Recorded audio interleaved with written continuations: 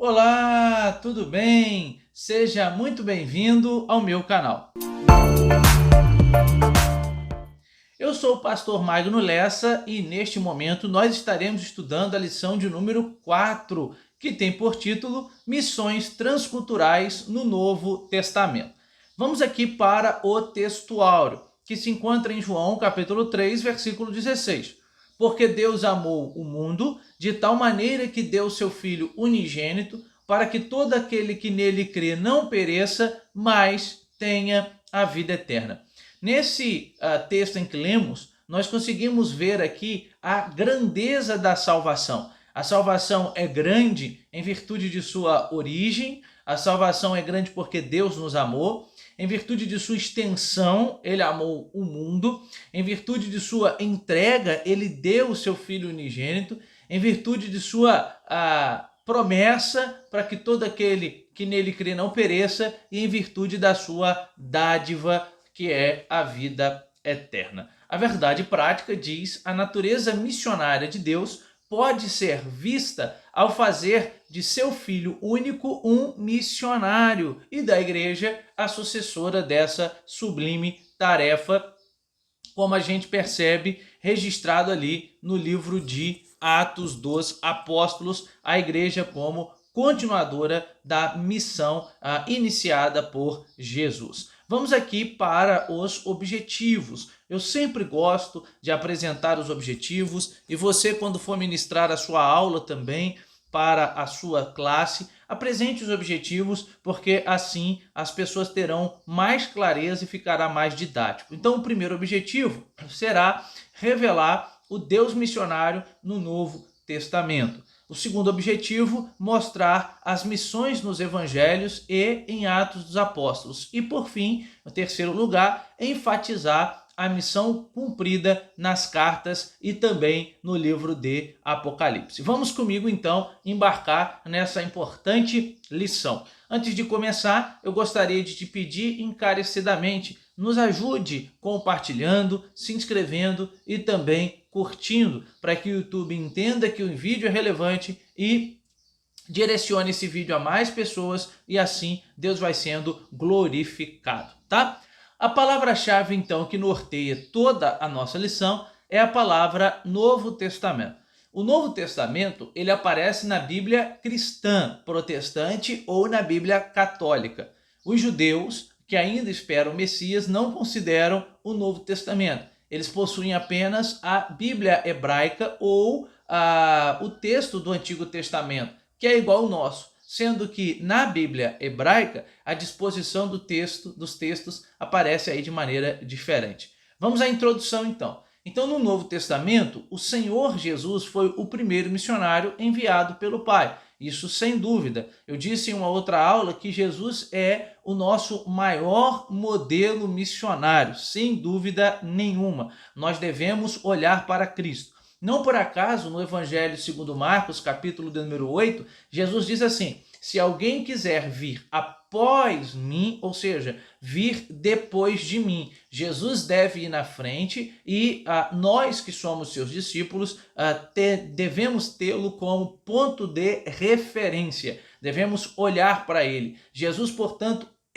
sempre foi, sempre será o nosso maior exemplo missionário, de vida, de ser humano. Amém? Bom, então, pelo fato de ter sido enviado de Deus, ele trouxe consigo um plano de resgate da humanidade que envolve todos os seus seguidores. Quando Jesus então vem como Deus encarnado, assim como Paulo escreve aos Filipenses capítulo número 2, que ele não teve por usurpação ser igual a Deus, a si mesmo se esvaziou, assumindo a condição humana, a condição de servo, sendo obediente até a morte, morte de cruz. Ele veio com um propósito, ele veio com um objetivo, ele veio para resgatar a humanidade. Isso pode ser visto em vários textos do Novo Testamento. Por exemplo, quando o anjo anuncia a Maria que ela ficaria grávida, o anjo diz que Jesus vem para salvar o seu povo dos seus pecados. Mateus apresenta Jesus como o Messias que veio para salvar. Lucas apresenta Jesus como aquele que veio para salvar o que havia se perdido. E aí nós temos como exemplo as parábolas de Lucas, capítulo de número 15. Então Jesus vem com o objetivo de dar, de entregar a sua vida em prol da humanidade. Ele vem para morrer para que a humanidade pudesse ter vida e ter com abundância. Então nosso Senhor disse aos seus discípulos: vinde a mim e agora eu farei de vocês pescadores de homens. Então nós somos chamados por Cristo para influenciar. Jesus nos chama para que possamos chamar também, tá? Eu acho muito bonito aqui, como ilustração, Lucas capítulo de número 5, quando Jesus pede o barco de Pedro emprestado, Pedro empresta o seu barco, Jesus pede que ele vá ao mar alto e lá eles pegam uma grande quantidade de peixes, né? E aí Jesus diz para Pedro, olha, segue-me, e Pedro deixa tudo para seguir Jesus. Pedro entendeu a prioridade do reino. A prioridade do reino é seguir Jesus. Não é estar com Jesus por aquilo que ele pode fazer, mas estar com Jesus por quem ele é, tá? Então, por isso, podemos dizer que o Novo Testamento é uma obra de caráter missionário do começo ao fim, onde os evangelhos, Atos dos Apóstolos, que é o livro que narra os acontecimentos da igreja primitiva, como que a igreja pregou. É claro que Lucas, que escreveu o livro de Atos, vai se preocupar muito com as missões empreendidas por Paulo, sendo ele alguém que andou com Paulo, que esteve perto de Paulo. No entanto, Atos, de maneira geral, apresenta as primeiras missões aí da igreja primitiva. Depois, as cartas de Paulo, que são cartas onde Paulo visa resolver os problemas que as igrejas estavam enfrentando. Embora nós temos 3 cartas que são intituladas como cartas pastorais, a primeira e segunda Timóteo e também a epístola a Tito, podemos afirmar que todas as cartas do Novo Testamento são pastorais, porque todas elas, ou em todas elas, Paulo está resolvendo problemas pastorais que as igrejas estavam enfrentando. E por fim, o cânon do Novo Testamento, ele fecha com o texto de Apocalipse também, que também tem uma ênfase missionária, de missões urbanas, de pregação do evangelho, de salvação nos últimos dias, do Cordeiro que vem para resgatar a humanidade, do Cordeiro que vence o mal, né? Então tudo isso vai aparecer no livro de Apocalipse, ok? Vamos aqui então para o nosso primeiro tópico, o Deus missionário revelado no Novo Testamento. A Bíblia mostra um Deus missionário. Então a Bíblia Sagrada, de Gênesis a Apocalipse, ou seja, do primeiro livro da Bíblia ao último livro, é um livro missionário, porque sua inspiração emana de um Deus missionário, aquele que envia. Logo, a Bíblia diz, assim como o Pai me enviou, né, Jesus dizendo, eu também vos envio. Eu disse em outro momento que a gente não precisa de um chamado missionário específico para pregar o evangelho.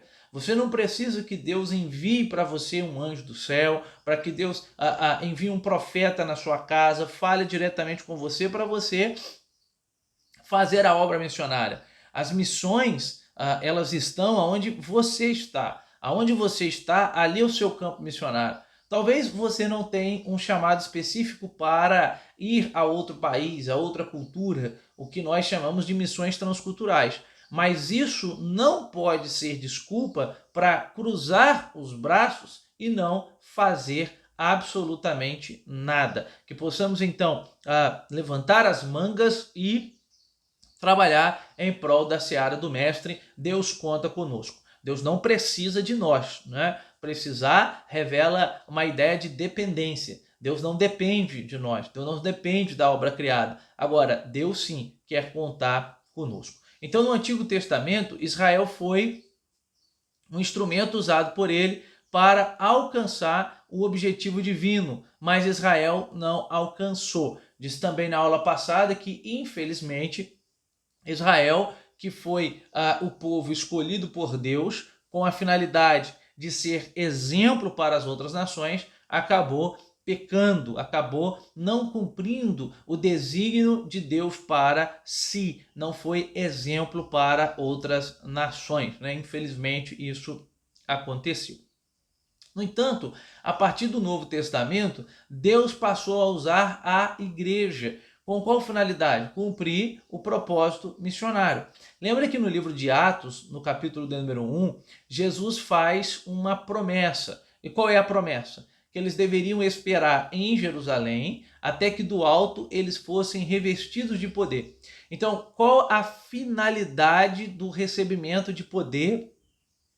Segundo Atos 1, a finalidade nada mais é do que testemunhar. E o que é isso senão obra missionária? Então, desde os primórdios da igreja, houve essa preocupação. Vamos testemunhar, né? De maneira um pouco mais sutil ali após a morte e a assunção de Jesus, ali na igreja de Jerusalém, com os discípulos que ali estavam, e depois de um modo ousado, né, reverente, mas muito corajoso de Paulo, quando ele prega por várias cidades da Ásia Menor, por várias cidades que compunham ali e pertenciam ao Império Romano, tá? Então, uma perspectiva missionária do Novo Testamento. O ensino do Novo Testamento é totalmente missionário, pelo fato de o povo de Israel ter falhado no seu propósito missionário. Deus organizou um novo povo. E que povo é esse? A igreja. Se você me perguntar aqui o que é a igreja é a reunião daqueles que aceitaram Jesus como Salvador. Então, se reunir na igreja é se reunir com a finalidade de reconhecer que de fato Jesus mudou a vida, mudou a sua história e agora você tributa a ele adoração em virtude daquilo que ele fez, tá? Então, a igreja ela foi chamada para levar adiante a mensagem do evangelho. A igreja foi chamada para pregar com intrepidez, com ousadia a mensagem do evangelho e levar essa mensagem a outros povos, tá? Então, para isso que o nosso Senhor, o Filho de Deus unigênito, foi enviado ao mundo. Para quê? Para que ele pudesse nos salvar, uma vez salvos e conscientes daquilo que Jesus fez, conscientes de que outrora nós estávamos em um estado pecaminoso e distante de Deus, agora, uma vez conscientes de nossa condição de pecaminosidade, resgatados e salvos por Cristo através da cruz do Calvário, do sangue que nos purifica de todo pecado, nós continuaremos pregando o Evangelho. Não por acaso o missionário escocês David Livingstone, ele disse: Deus tinha um único filho e fez dele um missionário, fez dele um propagador das boas novas, um anunciador do Evangelho. Pode ver que logo assim que Jesus é batizado por João no Rio Jordão, qual é a mensagem que se encontra nos lábios de Jesus? Arrependei-vos, porque hoje é chegado o reino dos céus. Glória seja dada ao bom Deus por isso. Terceiro subtópico, a igreja à luz dessa revelação. Então, à luz dessa revelação bíblica e de um Deus missionário nas páginas do Novo Testamento, a Igreja de Cristo tem uma tarefa ainda inacabada. Qual é? Anunciar o Evangelho. Ide por todo mundo não é uma pergunta, é uma afirmação, é um imperativo. Ide por todo mundo, pregai o Evangelho a toda a criatura. Quem crer e for batizado será salvo, e quem não crer será condenado. A igreja foi chamada para ser sal da terra e luz do mundo. Como luz do mundo, ela deve iluminar aonde ela chegar. E como sal da terra, ela deve ter a capacidade de preservar a palavra de Deus como sal que preserva o alimento, mas também de fazer a sua presença ser notada. Eu não sei se você já teve a oportunidade de comer uma comida sem sal, não é? Rapidamente, quando você coloca uma comida sem sal na boca, você nota a ausência do sal. Você nota que o sal não está ali. Mas quando coloca-se o sal, você também rapidamente nota que o sal está ali. Então, a igreja foi chamada para ser notada, para ser vista. Agora, não porque a igreja tem luz própria, não porque a igreja é boa, é porque o dono da igreja está com ela. Paulo usa a metáfora de um corpo para falar da igreja, né? Então ele diz que o cabeça da igreja é Cristo e nós somos membros de um corpo que estamos conectados a Cristo. 1 Coríntios capítulo de número 12. Nós estamos conectados a Cristo. De modo que, uma vez sendo igreja, a pessoa não pode se sentir melhor ou pior porque fulano de tal é usado por Deus de maneira diferente ou possui determinados dons. Não, a gente precisa entender que Deus dá os dons para que a igreja seja edificada, porque a igreja é a reveladora dessa luz. A igreja deve levar a luz de Deus ao mundo e anunciar o evangelho com carinho, com temor, com reverência e também com fidelidade a Deus. Então essa tarefa, ela começa quando Deus,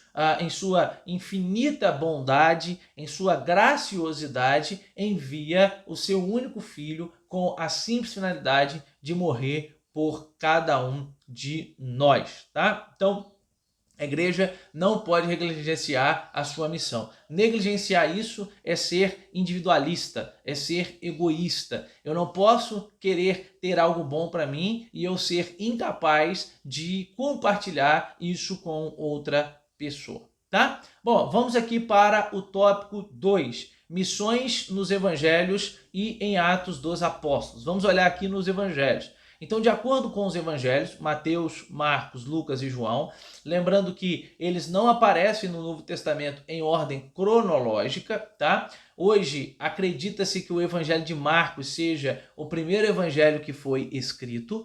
Um outro detalhe, os evangelistas não registraram tudo que Jesus fez, eles registraram aquilo que eles acharam ser importantes e necessários deixar registrado para a posteridade. É por isso que João escreve dizendo: se fosse para registrar, relatar tudo que Jesus fez, não caberia livro no mundo, tá? Então, de acordo com os evangelhos, Jesus ele é enviado por Deus para salvar o seu povo. O que é isso senão a agência missionária? Sem ministério foi marcado inteiramente por ações missionárias, incisivas, de pregação, de evangelização, de exortação, por vezes, porque ele também exortou pessoas quando julgou necessário exortar essas pessoas, tá? Mas também a gente vê um Jesus que demonstra muito amor, que demonstra muita compaixão enquanto ele prega o evangelho. Um leproso se aproxima de Jesus, Marcos capítulo 1, e aí o texto bíblico diz que ele foi movido de íntima compaixão. Ele está indo para a cidade de Naim, ele vê um cortejo fúnebre saindo daquela cidade, ele foi movido de íntima compaixão, tá? Então essa natureza missionária pode ser vista também na formação dos evangelhos, à medida que eles foram produzidos sob a inspiração do Espírito Santo. Não por acaso, cada um dos evangelhos é concluído com o mandato da grande comissão. Eis a natureza missionária deles, tá? Então nós temos sim uma beleza missionária nos evangelhos, e se a gente lê com atenção, a gente percebe isso. Deus a todo momento nos conduzindo a pregar a sua palavra e fazer o seu nome conhecido para todo sempre. Amém e amém. Bom, vamos aqui então ao subtópico 2. Nos Atos dos Apóstolos, os missionários Filipe e Pedro. Na igreja cristã, os primeiros cristãos e líderes tinham a missão de propagarem a salvação a todos os povos e em todos os tempos. Embora eles Pedro, por exemplo, se focou muito entre os judeus. Filipe foi o primeiro missionário transcultural da igreja primitiva. Tá aí uma boa perguntinha de prova para quem faz perguntinhas aí após a EBD, após a Escola Bíblica Dominical. Perguntar para a igreja quem foi o primeiro missionário transcultural da história na igreja primitiva, tá? Foi a Filipe, que foi o primeiro a agir assim. Outro episódio importante também foi quando o apóstolo Pedro reconheceu que, para Deus, todos os seres humanos são alvos do amor. Aquele famosíssimo texto na casa de Cornélio, em que Pedro não quer comer porque Cornélio não é alguém que observa os rituais de purificação, né? E Pedro não quer comer animais impuros, e aí, né, que eram animais proibidos também, e aí Deus fará com que Pedro tenha uma visão para mostrar a Pedro que não era daquela maneira que funcionava, ele precisava mexer aí na sua perspectiva e na sua maneira de encarar a vida. Nós temos ainda no terceiro subtópico, falando sobre dos apóstolos, os missionários Paulo e Barnabé. O apóstolo Paulo foi, sem dúvida, um dos maiores missionários que já existiu, ou o maior missionário que já existiu. Paulo foi alguém que não mediu nenhum tipo de esforço para pregar o evangelho.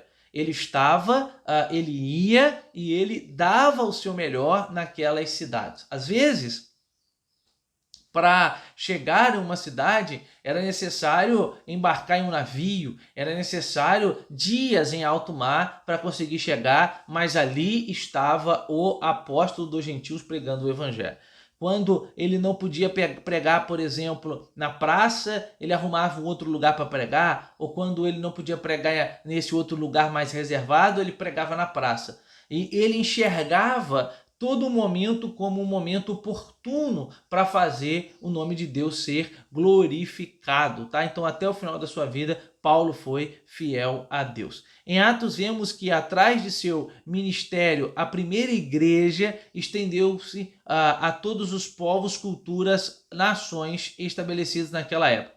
Nesse contexto, temos também Barnabé, que, após ter sido enviado pelos apóstolos a Antioquia para pastorear os que se converteram por meio da pregação dos dispersos e perseguidos ali, foi enviado pela igreja de Antioquia, juntamente com Paulo, pelo poder do Espírito Santo. Esse texto é muito bonito, né? A igreja ora, o Espírito Santo se manifesta e diz, olha, separai para mim Barnabé e Paulo para a obra que eu os tenho chamado, tá? Então nós podemos afirmar que em Antioquia estava a primeira igreja missionária de natureza gentílica. E por que isso? Porque a igreja de Antioquia estava enviando missionários ali para terras longínquas, tá? Dando assistência a esses missionários. E se a gente está falando de missões transculturais, que é aquela missão que rompe com a barreira da cultura, com a barreira daquele povo, nós temos então a primeira igreja missionária, que é de fato a igreja de Antioquia. Tanto é que Barnabé e Paulo, né, que naquele momento, né, alguns chamavam de Saulo, ele embarca na primeira viagem missionária, Deus vai ser glorificado através das suas atitudes, ok? Vamos aqui então para o último tópico, o tópico de número 3, a missão cumprida nas cartas e no Apocalipse. Então, nas cartas paulinas, o apóstolo Paulo escreveu suas epístolas como missionário, né? O apóstolo para a glória de Deus. Ou seja, Paulo se portou como um pastor em todas as igrejas por onde passou. E quando ele recebia informação que problemas estavam ocorrendo dentro das igrejas, né? E esses problemas eram chatos demais, Paulo rapidamente escrevia uma carta para sanar, para resolver esses problemas.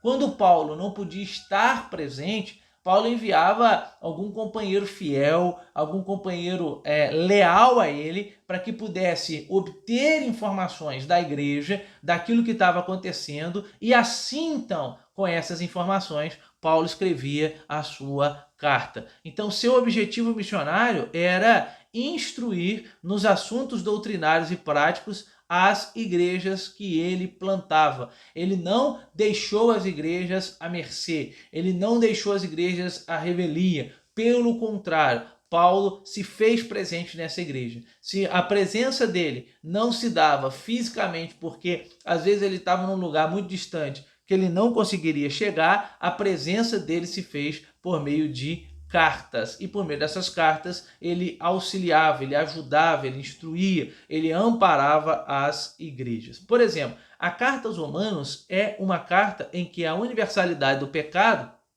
e o processo da salvação são ensinados, tá? Então Paulo fala, ele gasta um bom tempo na carta aos Romanos, de maneira muito teórica, explicando o que é o pecado, explicando que em outro momento eles estavam mortos para a lei, porque a lei ela aponta para o pecado, ninguém consegue guardar a lei na sua totalidade, não é? Então, em virtude disso, Paulo vai na carta aos Romanos discutir todas as questões relacionadas a isso. Mas e o que acontece agora? Se o salário do pecado é a morte, o que acontece? Aí Paulo diz, o dom gratuito de Deus é a vida eterna. Isso é muito bom, isso é muito gratificante saber disso, né? Então ele mapeia toda aquela circunstância para mostrar o pecado entrou no mundo por intermédio de Adão, mas o segundo Adão, a saber, Cristo, venceu essas mazelas. A carta aos Efésios traz a unidade da igreja a partir da queda do muro da separação entre judeus e gentios por meio de Jesus Cristo. Uma outra carta também muito importante. E aí nós temos a carta ou as cartas de Timóteo e Tito, que lidam especificamente com as qualificações do obreiro aprovado, ou seja, do líder vocacionado. Em outras palavras, o que um líder vocacionado necessita, o que um líder vocacionado precisa ter para, de fato, ele ser tido como um líder vocacionado. Esse é o ponto que está por trás aqui, circulando esta questão. Tá? Bom, então, nas epístolas de Paulo, Paulo discute muito, Paulo enfatiza a esperança e a expectativa que nós temos no Evangelho. A teologia de Paulo fazia com que as pessoas olhassem para frente e antecipassem aquilo que estava na frente. Vivendo de modo dentro de uma expectativa grandiosa de quê? De presenciar o momento em que Cristo voltaria para buscar a sua igreja. Glória seja dada a Deus por isso. Então, no pensamento de Paulo, o Espírito Santo é aquele que nos faz ver o futuro. E como ele nos faz ver o futuro, ele antecipa o futuro para nós, o Espírito Santo ele acaba nos confortando e nos consolando diante das dificuldades da vida. E nas cartas gerais? As epístolas gerais dão um forte testemunho sobre missões. Por exemplo, a carta aos Hebreus demonstra a descontinuidade entre a antiga e a nova aliança, enfatizando a nova como melhor. Hoje nós não sabemos ainda quem escreveu a carta aos Hebreus. Existem várias discussões e muitos teólogos importantes tentando saber, né? Então, alguns nomes já foram defendidos. Há quem defenda que é Lucas, há quem defenda que é Paulo, há quem defenda que é Priscila, tá? O fato é que é uma epístola anônima. Uma vez sendo uma epístola anônima, isso não desmerece em nada a epístola aos Hebreus. Tá? O Hebreus é uma epístola importantíssima. Embora, eu repito, a autoria seja anônima, né? Nós não sabemos quem escreveu, isso não desmerece a epístola aos Hebreus. Tá? Então, em Hebreus, ele diz que a nova aliança é melhor do que a antiga aliança. É claro que isso aparece em Hebreus capítulo 8, é claro que tem algumas características e motivos para isso. Como, por exemplo, na nova aliança, eu posso me aproximar de Deus. Na nova aliança, eu posso buscar a Deus. Na nova aliança, não há separação, não há véu. Jesus rompeu e retirou todo o véu que separava-nos de Deus. Então, eu posso dobrar meu joelho, falar com Deus e Deus vai ouvir o meu clamor e a minha súplica. É nesse sentido que ele a tem como melhor. Não há necessidade mais na nova aliança de sacrifício de animais, de levar animais até o templo para que no templo aquele animal pudesse ser imolado e o meu culto apresentado. Não existe mais essa necessidade. A carta de Tiago contém sabedoria prática para viver o evangelho de Cristo. Eu gosto da carta de Tiago porque se você me perguntasse assim, fala para mim, pastor Magno, uma carta do Novo Testamento muito prática e fácil de entender, eu falaria para você, Tiago. Eu preciso começar lendo uma carta do Novo Testamento. Vou começar por aonde? Não vai começar por Romanos, não. Vou começar por Tiago. Por quê? Porque Tiago tem uma linguagem sensível e Tiago tem uma linguagem prática. Então, a ênfase dele é mostrar como é viver o Evangelho de Cristo. E por fim, nós temos aí as cartas de Pedro, que asseguram a nossa posição de povo de Deus e a esperança da vinda do Senhor Jesus. Em Pedro, nós temos a clareza que somos sacerdotes reais, nação santa, povo adquirido, povo comprado pelo Senhor. Amém por isso? Bom, vamos aqui então ao terceiro subtópico. E aqui a gente tem diante de nós um livro que divide opiniões. É claro que é um livro de difícil interpretação. Ninguém está dizendo aqui que é fácil interpretar o texto de Apocalipse, porque não é. É difícil interpretar o texto de Apocalipse. Mas o que a gente vê em Apocalipse? A gente vê também a ação missionária de Deus. Em linhas gerais, o Apocalipse acaba lançando mão de uma literatura que não era incomum naquele tempo, tá? Uma literatura que surgiu antes de Cristo, que é a literatura apocalíptica.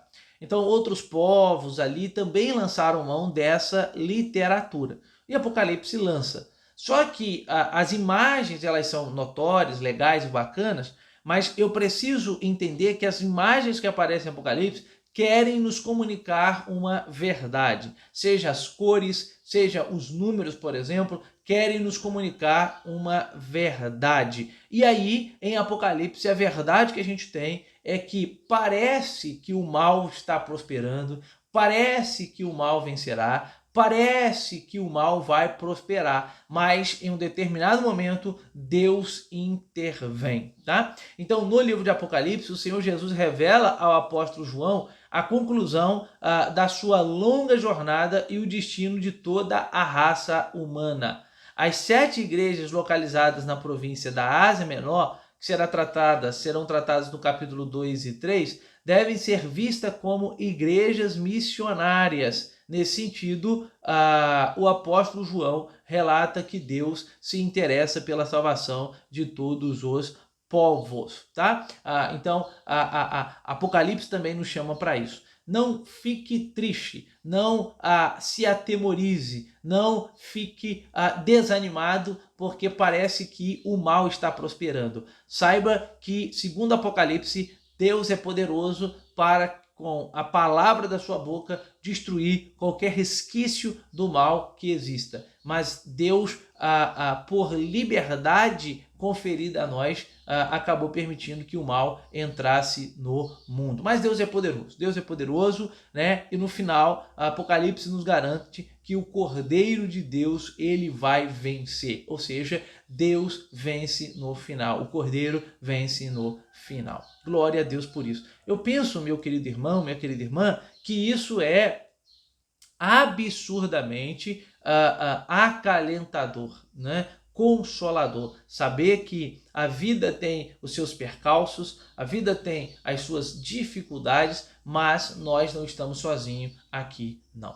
tá? Vamos para a conclusão. Então o Novo Testamento mostra claramente a forma pela qual Deus planejou a redenção da humanidade caída por meio da sublime tarefa missionária. Qual é a finalidade de enviar o seu filho, o seu único filho? É claro, pagar uma dívida que eu não tinha condição de pagar, morrer em meu lugar, né? Rasgar toda a cédula de dívida, como Paulo falou, mas uma das principais missões foi a obra missionária. Enviou o seu filho para ganhar almas. Para esse fim, ele enviou seu filho unigênito, com o preço de sangue, pagou o pecado dos homens e de todas as tribos, línguas, povos, nações, contribuindo os seus cooperadores na obra de redenção de toda a criação decaída e prisioneira de Satanás. Ora, se missões não nascem no coração de Deus, ela deve estar no coração de quem ama a obra missionária. Amemos a obra missionária, façamos a obra missionária. Eu não tenho condição de sair do meu país, do Brasil, e ir para outro país. Mas você pode orar por esse missionário que está lá. Você pode enviar uma ajuda ali no ofertório para esses missionários que estão lá. Deixaram tudo para trás e foram para pregar o evangelho, porque entenderam que uma chama ardia veementemente no coração deles. E essa chama que ardia no coração deles fizeram com que eles fossem para outros países, tá? Mas eu tenho que ter clareza que as missões não é uma criação da igreja. A igreja falou, vamos praticar proselitismo aqui e pegar crente da religião dos outros. Não, não, não, não, não, não. A igreja primitiva entendeu que precisava apresentar a mensagem de Deus ao mundo, a mensagem da salvação ao mundo, a mensagem da salvação, do Jesus que salva, do Jesus que cura, do Jesus que liberta, do Jesus que em breve voltará e do Jesus que vai nos arrebatar e nos levar para o céu. Glória seja dada ao nome bendito de Jesus. Amém? Com isso, nós estamos chegando aqui ao final da nossa lição, nós estamos findando aqui a lição de número 4. Eu espero encarecidamente que você tenha gostado da nossa lição, que você tenha se identificado e que você tenha percebido o quão urgente é fazer missões. Ora a Deus também, pedindo que Deus te abençoe grandemente e pedindo também que você compartilhe, que você curta e que você se inscreva em nosso canal, porque fazendo isso vai ajudar o YouTube a entender que o vídeo é relevante e vai direcionar esse vídeo para mais pessoas. Amém? Que Deus te abençoe, que Deus te guarde e que Deus, em Cristo Jesus, continue falando em seu coração. Tá bom? Até a nossa próxima aula.